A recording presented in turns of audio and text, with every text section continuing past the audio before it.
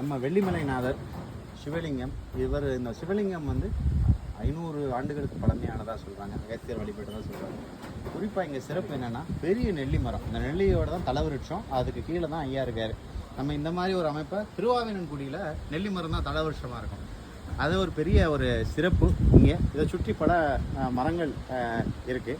இந்த சிறுமலை மரங்களில் இந்த வெள்ளிமலை இந்த இடம் வந்து பார்த்திங்கன்னா ஒரு ரம்மியமாகவும் குறிப்பாக தியானம் பண்ணுறதுக்கும் பார்த்திங்கன்னா ரொம்ப ஒரு முக்கியமான சூழலில் இந்த இடம் அமைஞ்சிருக்கும். இதுதான் முதல் தடவையாக பதிவு பண்ணுறேன். இது எனக்கு ஒரு 15வது முறையாக நான் ஐயனை பார்க்க வந்திருக்கேன். கூட நம்ம நண்பர்களும் வந்திருக்காங்க. ரொம்ப நன்றி. இப்போது நம்ம சிவனுக்கு அபிஷேக பொருட்கள் பூஜைக்கெல்லாம் பண்ண கொடுத்துட்டு மாமா பண்ணிகிட்ருக்காரு. நம்ம கருப்பசாமிக்கு சாமியை கும்பிட்டு மாலை போட்டு வந்துடலாம். இந்த இடம் பாருங்கள் எப்படி இருக்குன்னு பார்த்து வாங்க.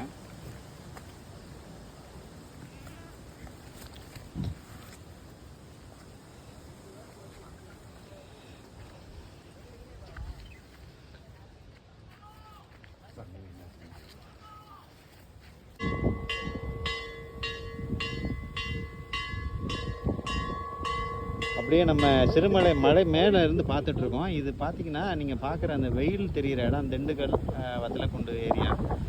இங்கே அப்படியே இங்கே இருக்க எவ்வளோ கான்ட்ராஸ்டான ஒரு கிளைமேட் சேஞ்ச் பார்க்கலாம்.